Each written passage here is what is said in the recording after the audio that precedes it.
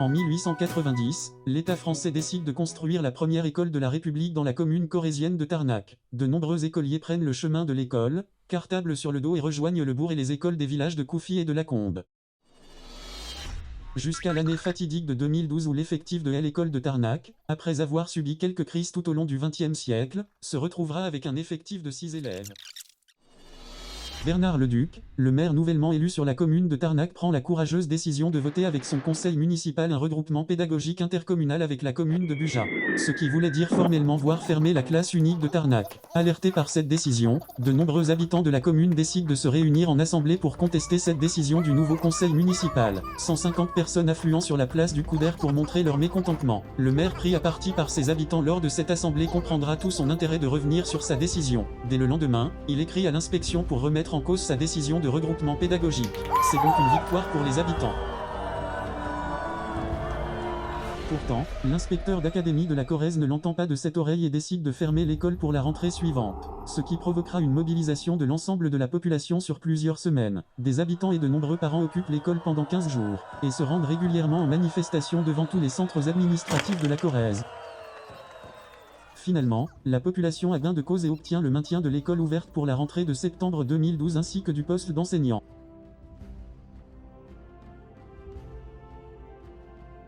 L'école de Tarnac a la spécificité d'être une des dernières classes uniques où les élèves de maternelle et de primaire ainsi que le poste de direction sont gérés par un seul instituteur. À cause de la complexité du poste, tous les enseignants demandent leur mutation après une année d'enseignement. L'école de Tarnac connaît un turnover hallucinant avec une vingtaine d'instituteurs en quelques années.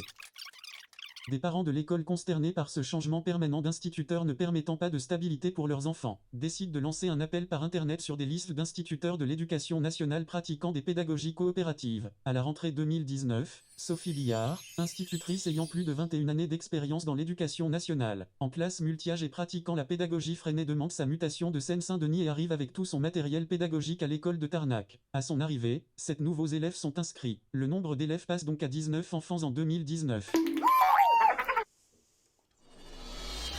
Très vite, après la rentrée, l'ambiance de l'école se détériore. La déléguée des parents d'élèves, l'ATSEM de l'école et 2 autres parents se montent la tête quant à la présence de la nouvelle institutrice et diffusent auprès d'habitants et de la mairie de Tarnac des rumeurs néfastes sur elle. La déléguée des parents d'élèves contacte régulièrement par téléphone l'inspection pour faire remonter ses remarques sur l'institutrice. En plus de la pression exercée par celle-ci, l'adjoint au maire du village, ancien syndicaliste dans l'éducation nationale ayant beaucoup de connaissances au sein de l'institution, décide de soutenir ses parents dans leur action contre l'institutrice. Ils incitent l'ATSEM à la délation, en lui demandant de faire remonter ce qu'elle observe en classe et lui demandent de relever les moindres minutes de retard de l'institutrice. Elle les note sur un calendrier. Et tout ça pour quelques minutes de retard. Ils viennent dans l'école prendre des photos de l'installation de la classe et du panier du chien. Oui, en effet, l'institutrice a mené son chiot pendant quelques mois dans l'école. Et alors ?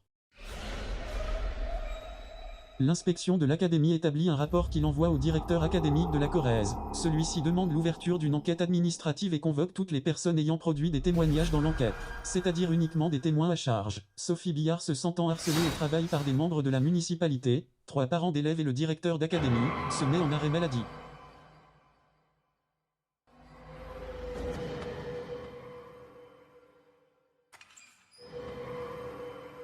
L'administration conclut son enquête administrative par un blâme de catégorie 1, et demande à Sophie Billard de ne plus travailler dans l'école de Tarnac. Une sorte de mutation forcée. Sophie Billard n'a donc pas le droit de dire au revoir à ses élèves. Elle en croise quand même quelques-uns, lors de son déménagement. Elle leur dit au revoir et part avec toutes ses affaires.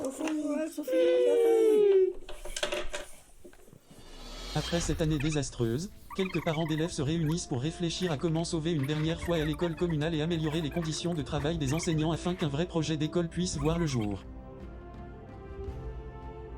Il demande au directeur académique de la Corrèze l'ouverture d'une classe de maternelle et la nomination des enseignants ayant de l'expérience dans le multi-âge et les pédagogies coopératives. Il demande également, à 4 élus de la mairie présents lors de l'assemblée de village du 13 août 2020, de soutenir ces revendications et d'engager une nouvelle ATSEM formée et compétente.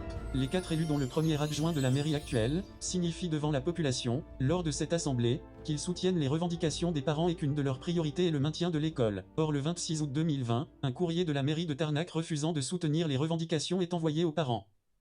Suite à tout cela, 8 enfants sont enlevés de l'école de Tarnac. Ils sont inscrits dans des écoles avoisinantes ou sont en instruction en famille. Au cours de l'année, 4 autres enfants sont retirés de l'école. L'effectif actuel de l'école est de 6 enfants.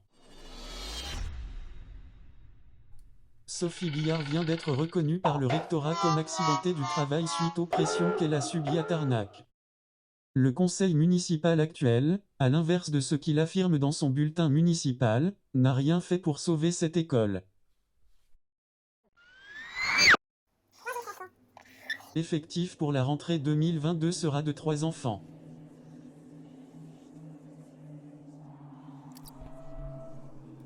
Plus de 80% des parents étaient favorables à l'enseignement pratiqué par Sophie Billard, et leurs enfants étaient très contents d'aller à l'école. Pourquoi? La voix de 4 personnes a suffi à faire muter une institutrice avec 22 ans de carrière.